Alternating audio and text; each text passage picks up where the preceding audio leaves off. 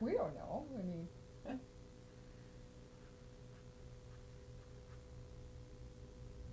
you used to work at the casino or still work at the casino? I'm sure I've seen you out there touring around. Just one? The rest of them? I know if Connie would go. On here? Am I far enough over? You could just talk to Gordon then. Okay.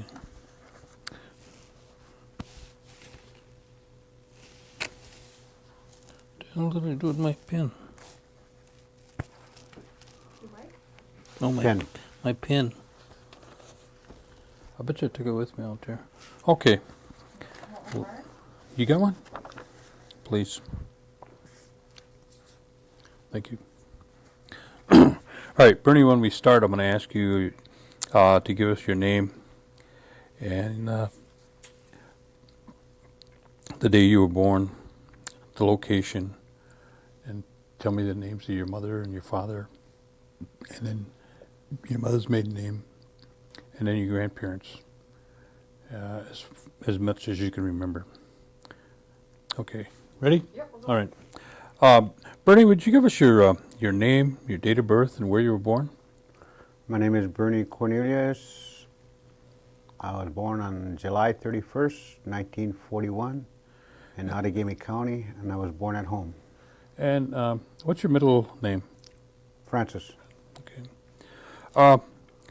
Give us the names of your mother and father and your mother's maiden name. My mother is, I even forgot, Luella and Emry, and my mother's maiden name was Baird, Luella Baird. Okay. Do you remember the names of your grandparents? My father's side, it was Foster and Ida Cornelius, and on my mother's side, it was Chancey and Tilly Baird. Okay. Do you remember the maiden names of your grandmothers? No. Okay.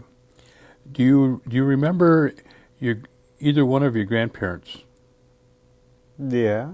Okay. Describe the one on your father's side, Foster and his wife. Foster, he owned he worked at a farmer most of his life. He worked for Moss's. They owned a farm. They also owned a store out around about a mile from where he lived. And he worked most of the time that I know of. He worked there. He worked for farmers throughout his life. He owned a small. I think he owned 2 or 3 cattle. He had a horse or 2.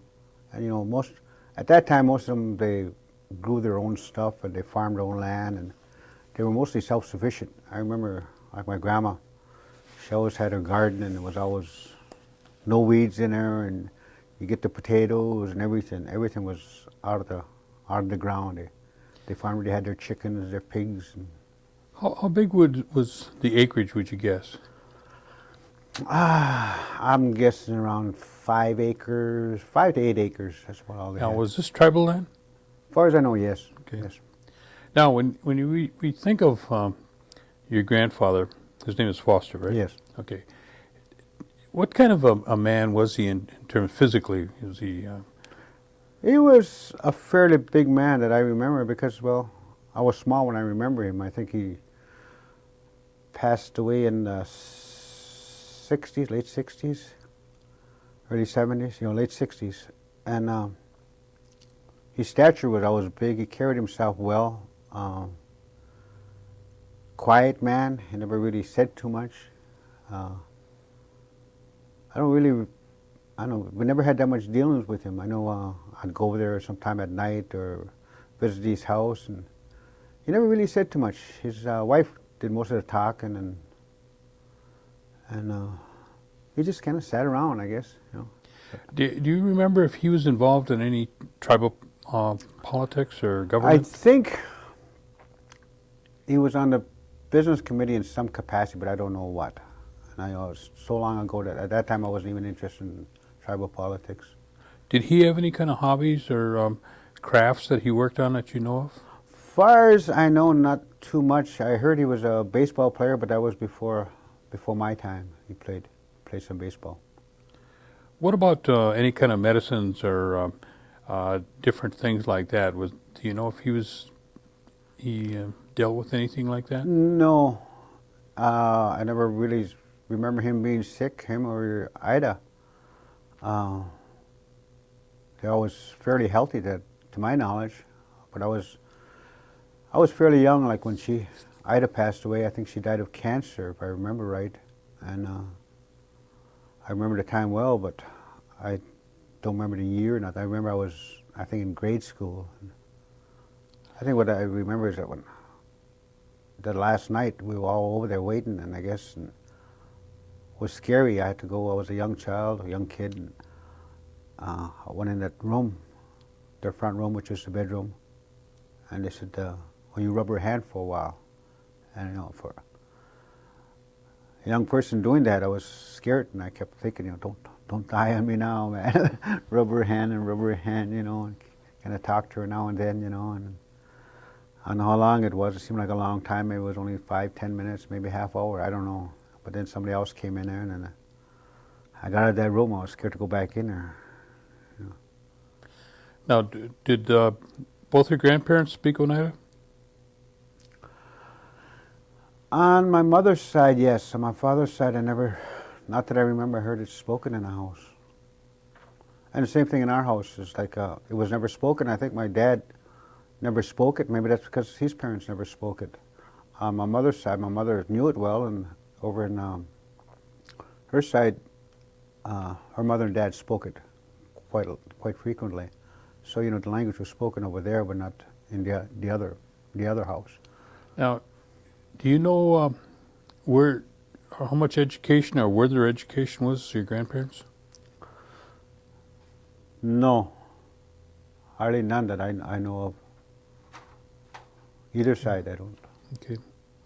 Now, the grandparents on your mother's side, where did they live? Where was their home?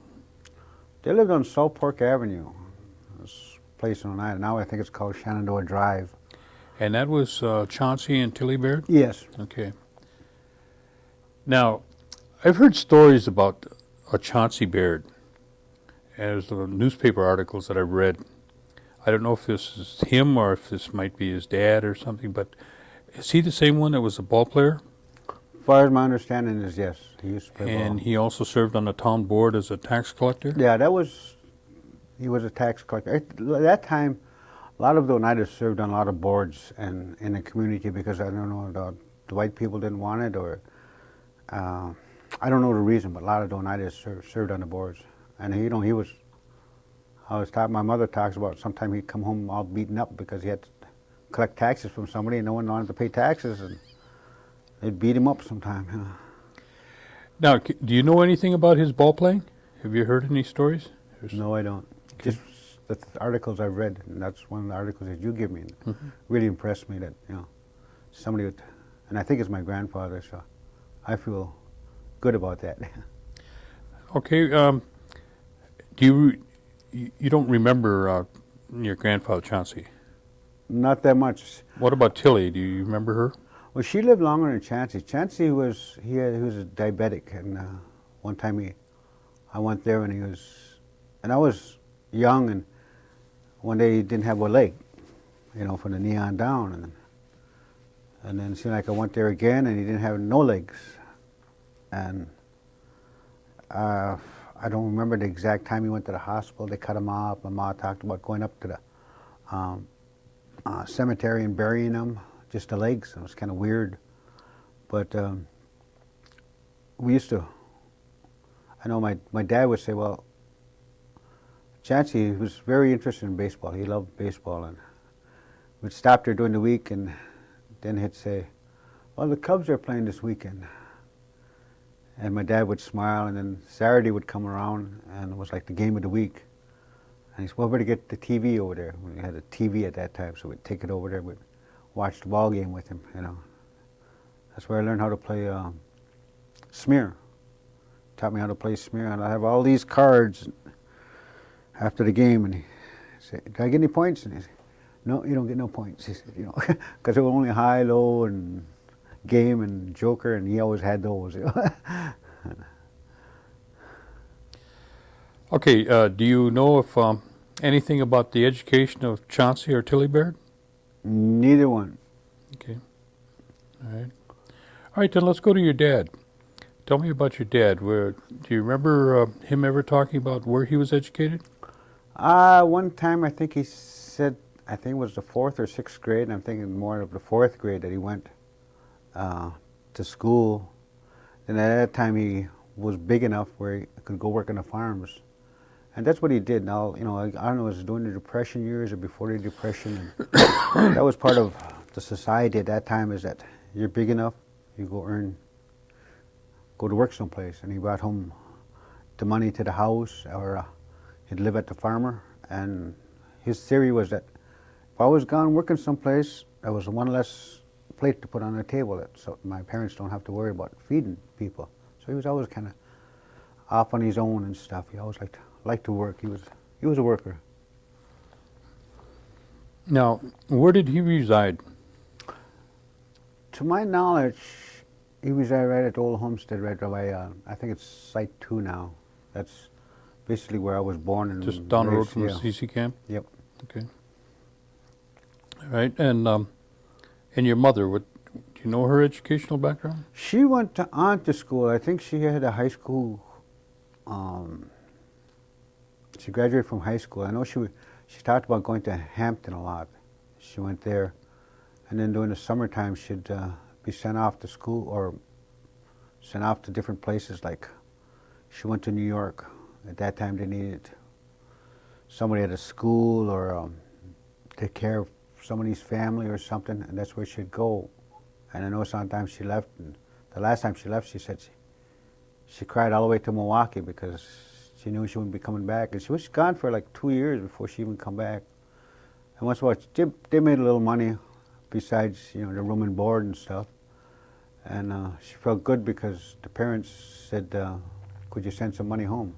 And she said, at that time it was like $5, which was a lot of money at that time. And she sent that home, and she felt really good about helping out her mom and dad. Okay, well, let's talk about, tell us the names of your brothers and sisters.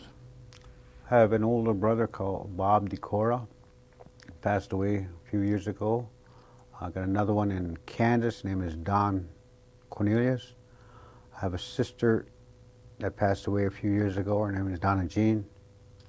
Her name was Donna, but everybody called her Donna Jean. That was her middle name. I know why we always use 2 names for her, but everybody called her Donna Jean. And I had a younger sister, but she passed away in the early ages, and I don't even remember her. I think she was, I'm guessing, less than 1 year old when she passed away, and I don't no recollection of her at all. And where was your home site that you can remember? Well, far back as I remember, we were at Site 2, right next to Site 2, right in that area there, right next to the CC camp. That's where I was born, and that's where I stayed all my life. Who else lived around the neighborhood there? If you'd call it the neighborhood. Smiths, Melton, and his wife, and their kids, and Dean, Big Sal, Urban, and Robin. Me and Robin, we were like inseparable. The parents knew that where one was, the other one was. You know, we were just always gone out in the woods, playing around wherever. You know, if I wasn't home, I was over there, and if he wasn't home, he'd be over by my house. And that's about, you know, the closest ones I was with. But you know, Was the lumber mill there yet? yeah, the lumber mill was there. Shaman used to work the lumber mill, and he had a farm. I worked for him a couple of times.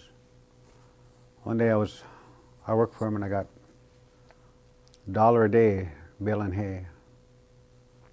The next time I worked for him, I worked for 3 days, and he gave me $2. I said, I worked 3 days. I should get $3. He said, but we fed you 3 days. And I said, okay. And I just didn't go back to work for him anymore. Was that the only 2 families that lived along the road there? No, we had James Kenador, some Kings, Nellie King's family, Willard. I think it's Willard now. I don't know who they was before. And that's about it on that road. Oh, later on, some other people moved back by Shamans. They had almost like small houses there. I'm trying to think who lived over there. Oh, I can't think of it right now. Vanderzanden. They lived back in there for a while. I don't know where they came from, but they came in, they just lived there for a few years, and then they moved away. Now, did you have any kind of cattle or anything, garden at your home site there? Yeah, in the back 40, I guess, we had beans. A lot of time we'd pick beans for Seymour Cannon factory. And I think most of the farmers and the people around there, they contracted out to like Seymour Cannon factory, and we worked those. And then we had our own garden. You know, we had the potatoes and all that. We took in some cattle, and I don't know where they came. I think they came from shamans in backwoods back there. I know the rent or nothing. All my dad always handled all that stuff, if there was any rent or just keeping the place halfway clean. I don't know, but they put up fences and stuff. And then one year we had a couple pigs. That's about all we really had. Now, did your dad work out at this time? Plus, Oh yeah, my dad always worked out. He always worked out. He just farming wasn't his specialty, and he didn't stay too much on that. But he'd work places in Green Bay. I think the last place he worked was Lawton's, and he stayed there. Oh, got to be close to 20 years. He worked for lights on the boats, and there was no job. Sometimes he'd go to Milwaukee and work there, and wherever there was work, he'd go find work. I remember him talking when this was way before my time, I guess. He used to be like a lumberjack. A lot of times he used to do that, and he talked about must be Depression years. He said he'd go like up to Kashina.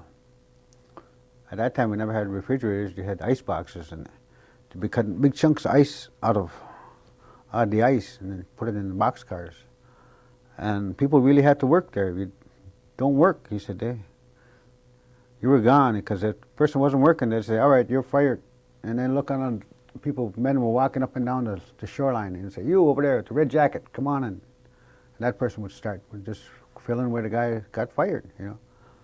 Same thing with the lumber. He said he'd go different places, and I don't know how much money they made, if it was that much. And but you know, lumberjacks, to go out at sunrise and come back at sunset, you know, no matter what time. And it was hard work. It was hard work. What about your mother? Did she work out too? Far as I can remember, she always worked in Green Bay or the pier as a cleaning lady. And a lot, like my grandmother Tilly, she was the same way. Either she stayed home all the time. I think maybe she had to farm because my foster always farmed out. But we didn't have no farm, so my mother would go to town, and she'd work out as a cleaning lady. That's where I learned to drink my coffee and get up in the morning, and they'd have coffee left over, and I'll have half a cup of coffee and half a cup of cream and a bunch of sugar, and she'd start changing over. But you know, that was, I guess, part of life, and we just accepted it the way it was, you know. Now, you mentioned you had ice boxes. Now, that I would assume then you didn't have any electricity, and what about running water? Oh, we had to pump outside. I don't know where that came in, but we had a pump outside where you want water, you went and pumped it in the pail and brought it in, and you wanted to heat it on the stove. Some people ask me how old I am, and I say I can remember doing homework over a kerosene lamp. You know, wasn't the best lighting, but I don't know. You didn't. I guess we were poor, but you never knew it. You know, you didn't have nothing to compare it to. We never went out in that big outside world, I guess, to see what everything was. And I remember we were I think Shaman. Well, Shaman had electricity. He was a farmer, and he got everything first. And then we got electricity, and then one day I come home from work, farming for, baling hay for somebody, and I come home, and all those shades were all pulled on the house. And I thought, right away you think of death, you know. And I walked into the house, and there's a TV, and I was all dirty and everything. I just come in, looked at the TV, and I just sat down and started staring. It was funny. It was funny. Now as you look back at it. Where did, can you remember, where did your parents go when they did their shopping? They went to the pier because my dad worked in there, and then he worked in Freedom. It seemed like whatever town he worked in, that was most prevalent where he went. I know he worked for construction for a guy in Freedom, and so he'd do his shopping there. Because I remember that because he had to go work up in Sault Ste. Marie one time, and one time we went up there, and I must have been, I'm saying around 12 years old, because that's where I got behind the wheel first because he was working on an airport, and got behind the car and I drove it in a big wide road so I wouldn't run in the ditch, you know. But it was, we went up there I think for a weekend or a couple of days, and then we come back. And but when he was in Freedom, I remember we'd do the shopping in Freedom store, because if he needed anything during the week, he'd go to the store and say, you know, mark it down. And every Friday he'd come pay his bill. Was that at Moss's? No, in Freedom. Oh, in Freedom, okay. I don't know what store it was, but it was, you know, they just Okay. let him go. And same thing when he worked in the pier. Once in a while you have a great big snowstorm and he'd go over to, I think, the Pier Hotel. I don't know what's, this is supposed to be a historical landmark or something, but he'd go in there and the big snowstorm during the week. And they got to know him and say, hello, Emra, you need a place tonight? He'd say, yeah. So I get a place to stay, you need something to eat? And they give him something to eat, and then Friday he'd go pay his bill. And, you know, that's just the way he was. You know. And everybody trusted him, and you know, he was a man of his word, I guess. Because never heard him being turned down. You know. What about when somebody was sick? Do you remember anything that they did as compared to nowadays? What would they do that would be different in those days? The doctor would come out and see you. I remember my brother was fairly sick one time. I don't know if he had yellow jaundice or what, and the doctor came out to the house and they'd check him out and stuff, and they just what you got, and then give him some medicine, and that was it. You know, it ain't like now you got to run to a doctor and you got to wait an hour, and then you get a prescription, you got to run to a pharmacist and all that stuff. It was always, you know, I don't know it was better or worse. Maybe we didn't get sick as much, but then you always had the castor oil when you were, like, you were all for everything, man. I tell you, toothache, headache, runs, constipated, get some castor oil. I'll tell you. Did anybody do any kind of gathering of medicines or herbs or anything that you know of? No. No? What about hobbies? I know your mother did a lot of work on, I don't know if it was quilting or if it was crocheting or... She had crocheted. She learned a little bit about crocheting, but it was an art my grandmother Tilly learned. And they sold their stuff all over the United States. It's really fine crocheting. I got a couple of really small pieces at home someplace. But my grandmother didn't want my mother to learn that, because that's, you know, she figured that's what you're always going to be doing, you know. But my mother, she just loved to sew. She'd make suits and dresses and everything for every people. She just loved to sew. My dad, he never really was much into hobbies that I know of. Well, everybody loved to hunt. At that time, you know, go out your backyard and go get a couple of rabbits or whatever you had to get, you know. And that was only recreation we had, I guess, you know. We don't know. Now, you were living on the at that location right down the road from the CC. Is that where you're living when you started school? Yep, that's where I went to grade school all the way through high school. Now, where did you go to? Where'd you start school at? I went to Chicago Corners. It's right across from Moss's store, about a mile and a quarter from our house. Used to walk it every day. People say it was a long ways, but you know, if you do it every day, you don't know it's long, you know. It's like everything else now, you know. Tell me about Chicago Corners. What was it like? It's a two-room school. Had 1 through 4 in one room and 4 through 8 in the other. Then you went on to high school. But then they had the we had a basement, and we had a furnace down there, and you were picked for every week. Sometimes you were picked, and sometimes some other guys were picked to keep the furnace going. You had to get there a little early and get the fire going, and keep the fire going, and make sure the fire's out after school. And we were like, we never had, I don't think we had running water or bathrooms. They had the outhouses outside, and had the pump on the outside if you wanted something to drink. That was it. And then Moss's store was always over there. Do you remember your teachers that were there? There was a Mrs. Ryan, Mrs. Garvey, a Swagel, a guy named Swagel. Do you remember any of your classmates that were in your particular class? Dixon Skenador, Frederick Jordan, Bernie Cornelius,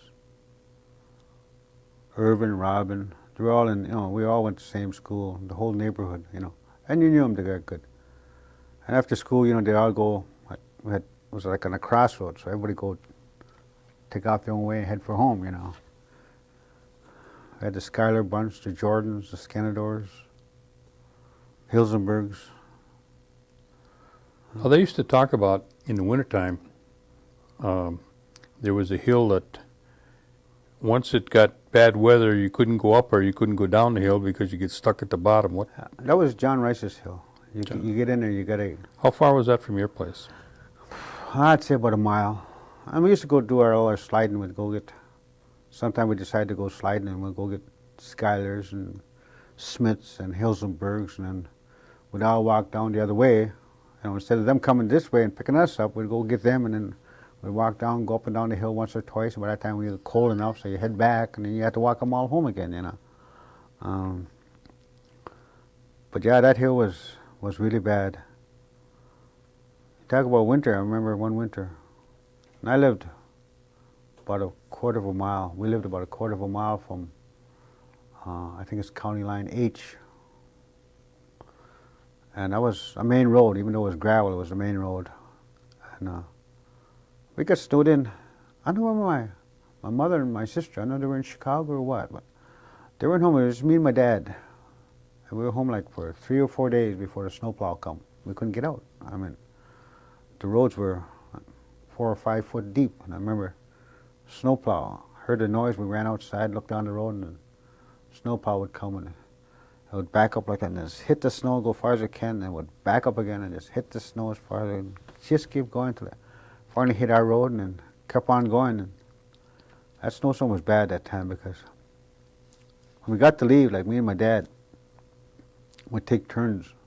One day he'd turn the car around, the next day I'd turn the car around, But when you got to leave, you had to drive the car out to the driveway, and then you get up and get out of the car, and you look, see if any cars are coming one way or the other, and then no cars, and you jump in the car quick and make a beeline, because there's only, well, I don't know, about a week and a half, that it was only just that one lane that the snowplow made, all there was. Earlier, you mentioned that your mother spoke the language, but your dad didn't, to a degree. Do you have any idea why your mother, or did she make an attempt to have you learn the language? She never made an attempt for us to learn the language, and I think a part of it was because my father never spoke it, so she didn't want to be saying things that he couldn't understand. They had some friends from Canada come down, Roy and Kay Kennedy, and when they were out, then my mother spoke the language almost all the time. And my dad, he kind of laughed with them when they all laughed and stuff. And he understood it to a point, I think, but not really in depth. And I think that was part of it. You hit on a point where the language, and you were very instrumental in that, Gordy, is that how years ago, I remember we started the language. You talked about the language and talking to different people and talking to the elderlies. And we talked to the elderly, and we tried to bring them into the language, and they didn't want to leave it go for some reason. And then we found out from word of mouth and different things that, like my mother said, they'd go to, I think your father mentioned it too, I don't know if he knew the language, but when they went away to schools, if you spoke the language, you couldn't even ask to go to the bathroom because you didn't know how to say it. And when you spoke the language, you were punished. And my feeling was kind of inbred in them that if they spoke the language, they were going to get punished, and they passed it on. The kids would be punished, and they didn't want that.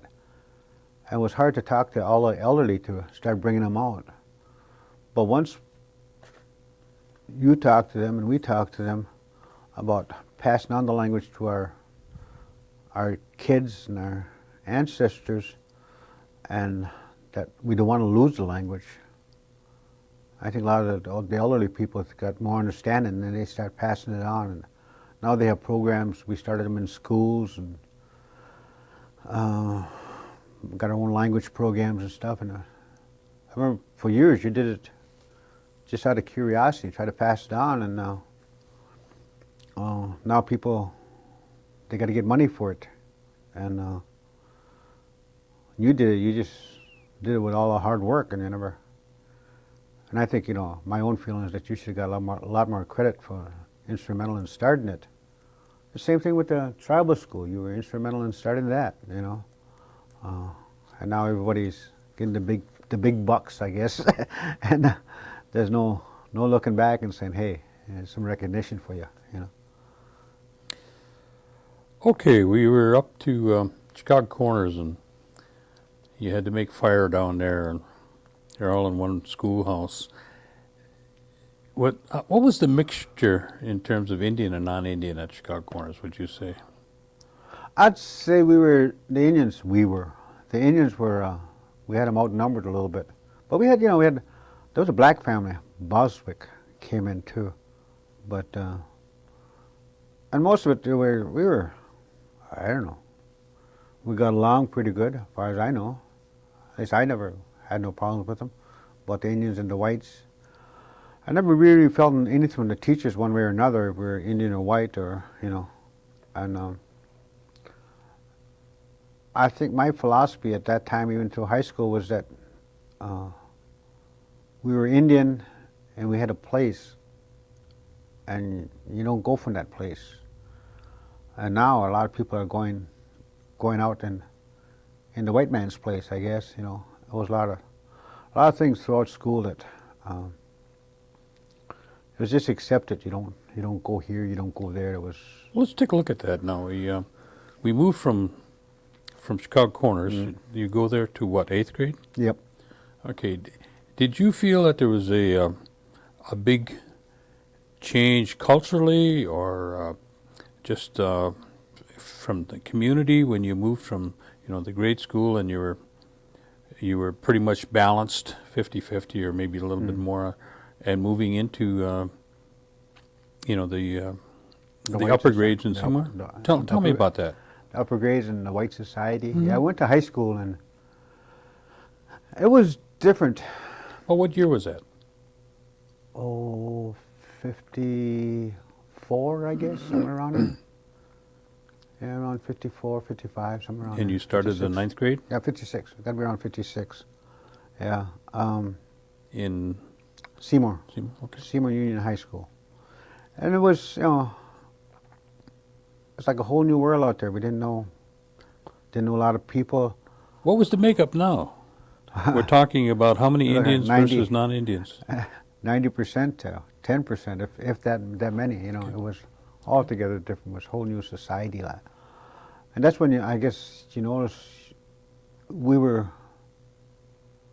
I don't know. There were certain things we did and didn't do. You weren't. It was like, I can't really pinpoint one thing, but it was just like, this is what you're supposed to do. This is what you're not supposed to do.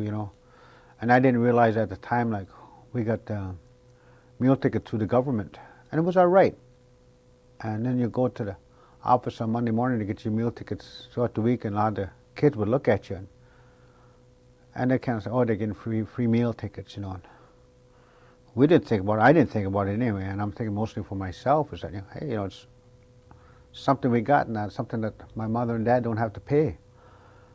And that's what I always looked at, is that my mother and dad didn't have to pay for it, so I got, a meal, and that's where I ate at the school all the time, because it was free. My mom and dad didn't have to pay, pack a lunch or nothing. And some of the Indian kids, their parents packed a lunch and they came, and or they went to the restaurant and ate. But I don't know. But you didn't know why. No, Okay. it was just, I guess, being a backward Indian or what. But it's just accepted. It's the way I am. Or part of what we were supposed to do, or it's our place. And at that time, and the white society was funny. It's like if you went out for a sport, you were kind of put on first string if you were Indian. I know their mentality at that time was, you were an Indian, you could jump higher and run faster and all this stuff because you're an Indian. Even though we had people that couldn't do it, they were put on first string until they found out that they really couldn't perform, and then they were kind of dropped. But it was kind of strange, and I didn't look at it till years later that, hey, some of the things that happened. I remember one time we were in an assembly, and I was cutting my fingernails with a fingernail clipper. And one of the teachers come by and tapped me on the shoulder. He said, "You're not supposed to do that here. He said, you're supposed to do that in your own bathroom." And it didn't dawn on me later that damn teacher knew that I didn't have a bathroom. And he said, "You're supposed to do it in your bathroom, right?" And I said, "Yeah." He said, "You're supposed to do it in your bathroom, right?" And I said, "Yes, sir." And he knew damn well I didn't have no bathroom. We had the outhouse and we washed at the sink, and just pumped our water, and I don't know, he was trying to embarrass me or what, and I was just too dumb to be embarrassed or what, till way later, but I just Tell me about accepted the things that you noticed or that you experienced in, was it preferential treatment, or was it kind of like nowadays, if somebody's a jock, they don't necessarily have to do certain things. They try to keep them into the game, so they'll help them in the academic world. But was there something like that, or what did you experience? I'm just talking from my experiences that, the only thing that kept me in school was sports. Probably if I didn't have sports, I probably would have dropped out. My sister she was a senior in high school. She was halfway through her senior year, and she had a different perspective of school than I did, because I had sports, and that kept me going, and she didn't have sports, or she didn't have a lot of friends there. So halfway through her senior year, she had, I don't know what kind of grade it was, but she changed it on her report card, so she had an F. And then she told my mom, she said, "Look, I'm going to fail. I'm not going to graduate with the rest of the class. Maybe I should quit school now." And she argued with my mother for a while, and my mom said, "Well, okay, you can quit school, because she's not going to graduate with her class." And she quit school, went on to Chicago, and that's where she stayed most of her life. And that was part of our heritage or whatever, I don't know. It's like when I graduated from school, a lot of people in the community around my age, they'd go into service. Part of it was, you're done with high school, now move out of the house. And I graduated, I guess, on a Wednesday, and on Sunday I was on my way to Chicago, and that's the way, I think a lot of people, that's why a lot of people left. And there wasn't that much around here except, the canning factory, or the boats, the lights, that work for lights. But there wasn't that much around here like there is now with the casino and stuff. But you participated in all the sports? Yeah. That's, like I say, that's what saved me. Only thing that saved me. And I noticed, the teachers kind of leaned towards, that I wasn't that much of an A student anyway, but sometimes I'd get a D when maybe should have had an F, but it did kind of sneak me by, so it keep me going, And I think it was part of a treatment to get us out, and part of schools as a whole, and I think even to this day, their factories, they teach kids, they push them through school. They got to graduate, they start giving real grades. They'll be flunking them all, and they'll be in school forever. Like Ernie Hilsenberg, I know you remember Ernie Hilsenberg. He was at Chicago Corners, and somebody said he was 18 before he graduated out of grade school. You know, because he was so big. You know? But yeah. Well, all right. During the time that your school years now, were you involved in any other activities on the reservation here? Were there sports also on the reservation? There was some sports. It was like I think we had baseball. Yeah, because went out for baseball at Seymour, and I was playing in the county out here for 2 years. I made the county team, and I was playing with them, and I went to high school, and I couldn't make the high school team, mostly because I was a senior in the spot I was going for. But and he was, and I never thought about it, but he was a white guy too, and so they let him play, and they wouldn't let me play, you know. But that's part of, I don't know, society at that time, I guess. Basketball, I see a lot of the people now, and you were one of them too, just to scrounge around, hey, we get a bunch of people for basketball or baseball, and we'd get together and we'd get 4 or 5 guys and jump in one car and go wherever we could find a court and play basketball. Marty Dockster, he was talking about that. He just died last year. And he said they got basketball courts back of tribal school, he said. No one's using them, he said. He said, remember us, we used to find a court and we used to shovel it off and play, you know, even in the middle of winter. And we used to play at the parish hall, I remember, play Kashina or Neopet, and they'd come down and we'd go up there and, you know, just anything for something to do, you know. They don't, now I guess, I don't know, there's just too much things to do that I don't see the dedication in a sport like it used to be. And you're getting that, I think, throughout all of society. I see where a person could be really good at sports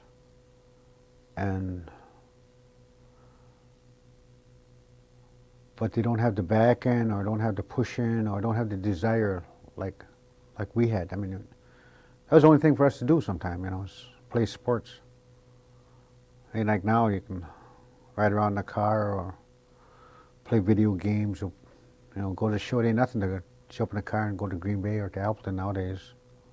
And years ago, it was, never did it that much, I guess. Okay, we finished high school. What did you do? Tell me what happened after that. Oh, then I went straight to Chicago. I lived with my brother. He had an apartment, and so I moved in with him. And This was Bobby? no, Donnie. Donnie? Okay. And we lived there for a while, and then he went back to Kansas, and he worked at this place. Now I got in there, and I worked there as labor, cutting steel and stuff. And I don't know, it's just, Was this in a foundry? yeah, drop forge. Drop forge? Both my brothers worked there. Donnie worked there for a while. My brother Bob, he worked there almost all his life. Well, he worked in the drop forge, one place or another, but he spent most of his time over at Hellstrom's in Chicago. It'd be Urban Park. That would take about hour and a half by bus to get there. I have to leave the house. By the time I left the house, sometime it'd be an hour before you got to work. You know, you just take the bus to the end of the line and have somebody pick you up and drive you the next couple miles to work, you know. I look back at it, I probably would probably found something closer now, you know. Got a little more sense as I get older. But it takes a while for that too. Sometimes that never comes neither. I lived there, I don't know, about 5-6 years, I guess. I married Judy. We had one child, and Then one day we woke up and somebody was shot, gangline shooting right. They were machine gunned down in front of their house, and they found 2 bodies in a trunk. And we said, let's get out of here. And so we moved back to Oneida.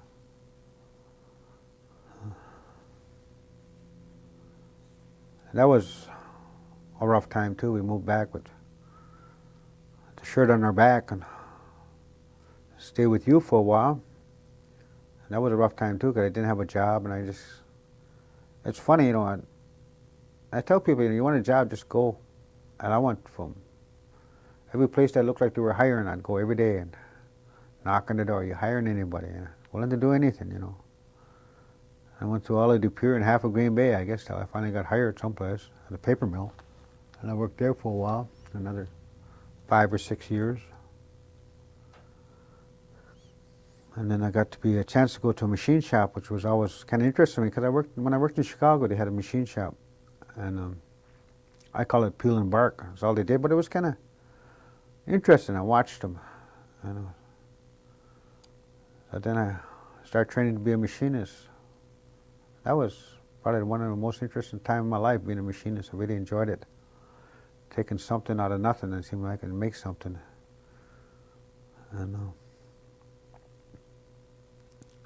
Funny, I know I got too old. I thought I was too smart. I got to be a supervisor. And that's another ball of wax too, being a supervisor. Working in, I worked for a place in Green Bay for, I don't know, 12, 13 years, I guess. I worked in your shop for a few years. And where I am now, I'm back in supervision. I moved up. Where are you at now? I work at the casino. I'm a supervisor in the slot area. Okay. I moved up a little bit over there, called a shift supervisor. But then I quit. And boss asked me why I quit. I says, do nothing job. They weren't doing nothing. So about 1.5 years, 2 years later, they found out no one was doing nothing, so they just eliminated the job, you know. But management is that way. It's like now they got to have, they got to have these levels. I don't know why they have to have them, but they got to have certain levels, you know, like shift supervisors. They thought they needed them, you know, and they don't really need them.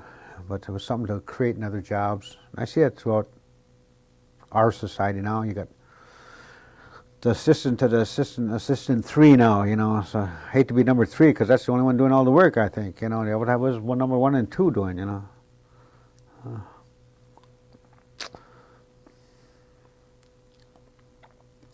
How many children do you have? I have 5 children. 2 work at the casino. One's in communications for the Oneida tribe. One's at home yet.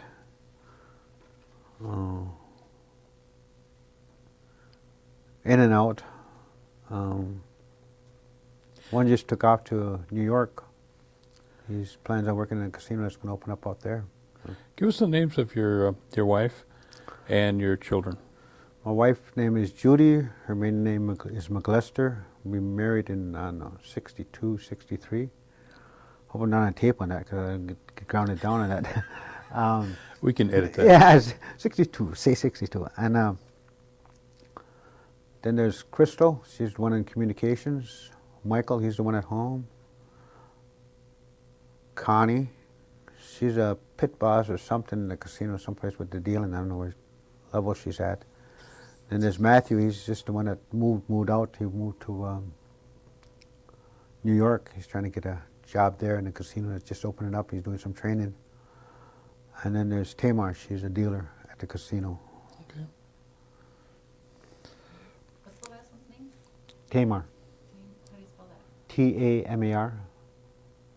Everybody gets that one wrong. Now, during the, you talked about playing ball, so that must have been one of your hobbies in the past. Have you since quit playing ball? How long did you play? Oh, I played I think back about it, I think I played about 15, 20 years. It was like every Sunday of my life. Ever since, well, even when I was playing here in the county when I was in high school, and then when I moved to Chicago, that's the first thing one in the trunk that I packed was my baseball glove and shoes. You know, and put that in first, and then you put the rest of the stuff in. You know, so in Chicago, I picked up with a team up there that it was mostly Indians. We played there too, played other teams, and I watched that one movie with that Kevin Costner with Field of Dreams, you know. And I always think about that, you know, where the guy says, "Is this heaven?" And sometimes I always think that's got to be heaven, because I always think of we had a few baseball players before me, Bill Danforth, and I guess the main ones, Sonny King, and a few other ones that I figure someday I'm going to be passing away, and then I'm going to go get up there, and I'm going to be young again, or young enough to play anyway, and they're going to say, "What took you so long?" And hey, this is heaven, because I really enjoyed it. It's the best part of my life. I think I really enjoyed it. That would probably be your most favorite hobby then. Ah, I love that one. I love that one. I lived and breathed. Springtime would come around, the grass would start growing, and I just kind of start bending down and picking up imaginary balls and start throwing stones or whatever, and just all over again. Have you been involved in the any of the activities within the tribal government? I was on a, I think it's called Personal Selection Committee at one time. Several times I was on it, then I'd get off, I was on it, now I'd get off. That's why I was working over in Green Bay. I never worked for the tribe till this past, I think, 7 or 8 years. But I was on that for a while. I was chairperson of that committee for a while. And at that time we did hiring and firing, the grievances and all that of the tribe. And now they're getting too big and too many rules and regulations.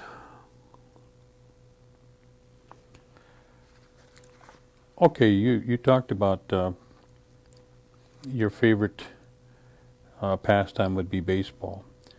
Tell me one of the most memorable events in the ball game that comes to you. And there was so many. I think the best one has got to be that when we went undefeated that last year, one of the last years I played, went all through the league, and we went undefeated.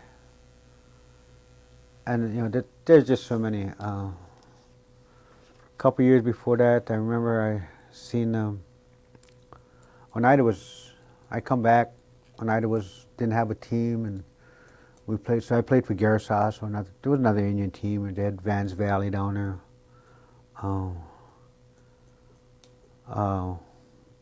In high school, we played for Legion. I don't know. Seemed like baseball was always part of my life. I remember that one year, I was kind of like half managing Oneida. We come back, we got in the league, and we had Harold King and Vernon Ninham. I mean, they were over the hill gang at that time, and we had a bunch of young rookies. Didn't know left field from right field, and barely had 9 players every game. Remember one time we were going to play, and so we don't have 9 players. We don't have a pitcher, and we looked up and we seen Lawrence Skenner getting out of. Somebody gave him a ride far as the ballpark. He said, "There's our pitcher." He said, "There's Lawrence." He had his duffel bag on his back yet. We got him out there, threw a uniform on him, and he pitched that day. You know? I don't remember we won or lost, but we got our 9 players. I remember going up to see Garrisas. Had a couple of young kids up there, and I see great potential in them. Gino Danforth and Steve Danforth. And they were on a championship team, and you can only change at the beginning of the year, halftime, and at the end of the year. And at halftime that one year, I said, we just got done playing the last game of halftime. I said, "Why don't you guys come play for Oneida?" I said, "Bernie, we're on a championship team. Why should we leave?" I said, "Hell, you guys don't play till 8th or 9th inning." I said, "The game's already decided." I said, "You're going to play inning, maybe 2. I said, "Come to Oneida. I said, I'll promise you 2 things. They said, "What's that?" I said, "You play 9 innings of baseball." Hey, that sounds good. That sounds good. What's the other thing? I said, you're going to lose. They kind of looked at me. I said, you're going to lose. I said, but we're going to start playing together. And that year, I think we won 2 games. They came over and we won 2 games. And they played 9 years baseball, but that's the lowest we've ever been. From there on, we just went right up on top. We started playing together and working together. Ronnie John, Karowski, John Farley. Jeez, I can't remember the names of all the people. Man, it was... Sonny King used to coach us. That was work. We wait till Sunday because then it was fun. Sunday made us work during the week. And Sunday we had fun. We play there. And Billy Danford was coaching. Old Pete Danford, he was always in the background. Big Sal. You know. I remember one game in Seymour.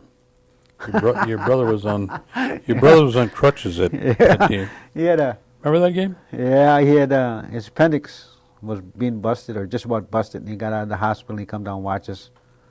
And Seymour was beating us. It was 9th inning, and we come at the bat there. It was our last bat, and they were on 7, 8 runs ahead of us.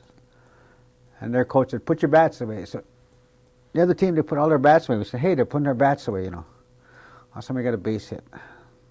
And we got another one. Then we scored a run. Then we scored another one. Pretty soon they had to bring their bats out because we were ahead. My brother, I laughed at him. He was in a car and he was yelling, you know. Pretty soon, yelling louder. And I turned around, he's by the screen, you know. Pretty soon he's yelling louder. He's right in the dugout with us, rooting us on. You know, come on. You know, we ended up beating them. They had to bring their bats out. And we ended up beating them. There's so many. Time Tony Danford, JR, pitching no-hitter. I was catching that time. It was just fantastic. Wherever I put the glove, it just hit it, you know. It just fantastic. Pitching no-hitter that day. All the things. What? Have to switch tapes again. Okay. Let's follow up a little more on the ball teams. Now, when you started out with the county teams, how many teams did they have out here then? I don't know. We played. No, I meant in the community. There was more than one Well, baseball team, wasn't there? I think CC Camp folded. That's part of come to Oneida. But at one time, CC Camp had a team, Oneida had a team, and I think Vans Valley had a team. Then Garrisau's got a team, and CC Camp folded, and Garrisau's, Oneida, and Vans Valley. So we had always like 3 teams. There was always enough Indians to go around. I know there's a difference in time, and there's a difference in the way people do things, but you know, we have a larger population base now, and yet I don't think that they field more than one team in the community, do they? No, I think they got one counting team, but I think I don't know what its name is now. I don't know, is it Dairyland or Cherryland League? I think it's Cherryland. They're into. That's the older people, and then they got I think they still have a Babe Ruth, and then they got Little League that they play amongst themselves. Do you have a theory why there's less participation than today than there was, let's say, back at when you were involved? Well, you see, the Little League, they can field like 4 teams. Babe Ruth, they're already getting into one team where they should be able to have 2 or 3 teams. And the county, you get an older person, and I think I'm saying around the age 20 or in that, give or take a few years that are playing. And I don't know, maybe they got so much other things to do that's more important to them than when I was that age, I mean, to me, that was the whole thing. I mean, we'd play softball, we'd go to church, and then right after church, we'd go play the farmers' softball game, and then go home, grab a sandwich, and go play baseball in the afternoon. It's suppose we had night game, I'd go to that too. But they don't have that now. They just so many people. I know there's a couple good ball players, or fairly good ball players that work at the casino, but they're working shift work too, and so they can't participate all the time. And it depends how much they want to play. You know, you got to have the desire. Well, you know, I guess that's the point, because you can think back that you used to travel from Chicago to come out to Oneida to play on Sunday morning, and there was other ones that did the same thing. They would now. Working at the casino on a shift situation is nothing compared to transporting yourself from Chicago here to play the weekend. And I don't know. I was just curious in terms of what you might have thought about that. But in addition to that, what kind of advice would you give to the future generations that you can see that might be helpful to them? In what respect? In any respect. I mean. Let's just say that you're talking to a group the size of your grandchildren. How would you like to give them a helpful hand if you could? What kind of manner would you address? I don't know if I can address those kids except with maybe some kind of a pep talk.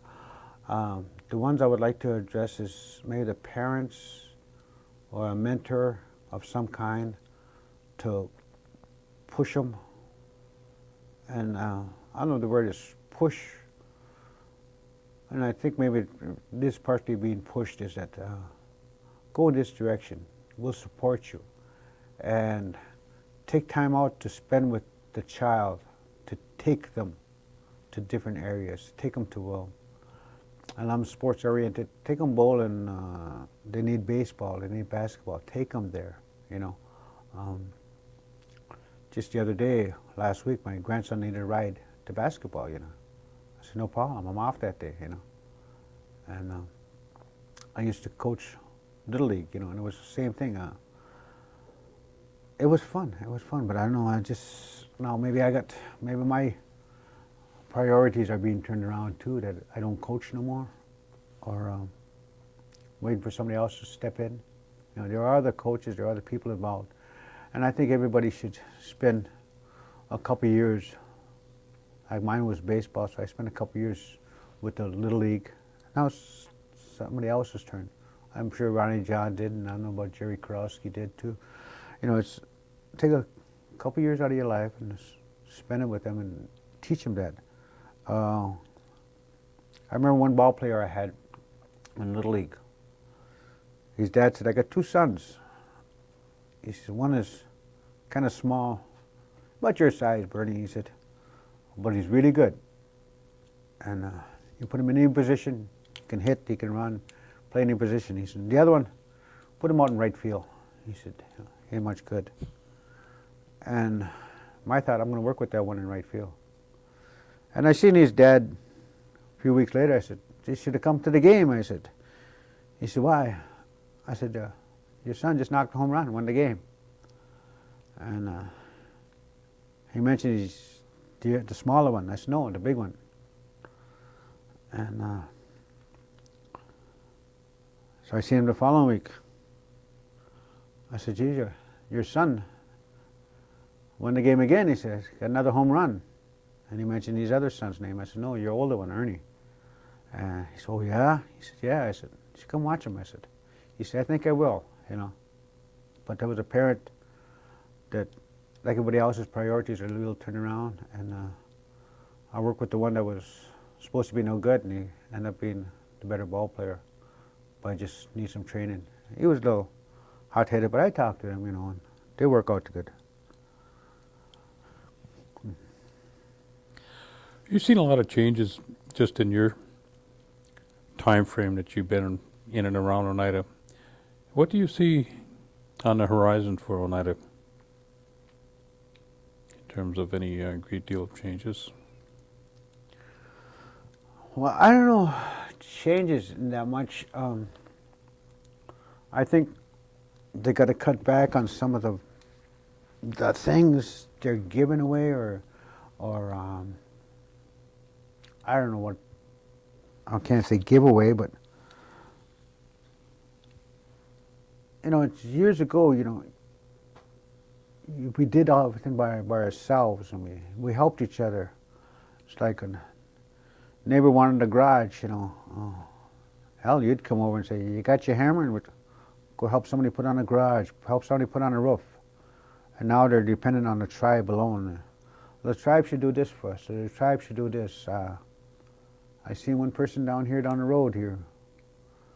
He had they built him a house. One of the windows was broken. Tribe, come over here and fix this window. No, hey, the window's broken. I got to fix it. People are getting too much dependent on the tribe because the tribe's got money now, and the tribe's coming over fixing the window, where I don't think they should have. People's got to take some initiative on their own. The casino, I think, was great, fantastic, but I always call it a two-edged sword. What's the other side? It's like when the casino is being built, I said, are we building?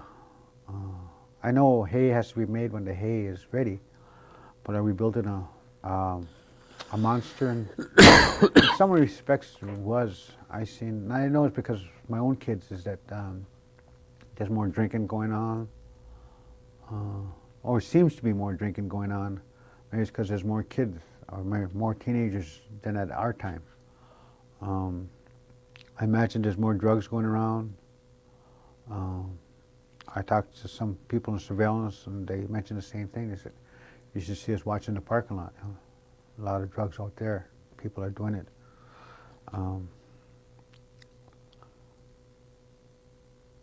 I don't know where we're going. I wish I knew. I wish I could see the future.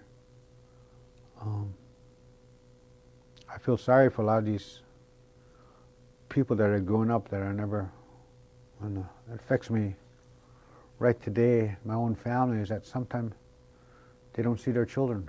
They're busy doing other things. Maybe we as parents allow it. I'm talking about mostly about myself. Am I allowing it, or help perpetuating it, or am I protecting the child? Because I have a grandchild at home now, and I worry about him. And I see it with a lot of other parents too. And watching their grandchildren, because they're worried about that grandchild. Because the parents nowadays, I see a lot of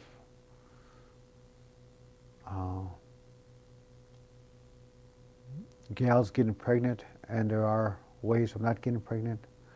Guys being fathers, but not husbands. They're not getting married, and I don't know.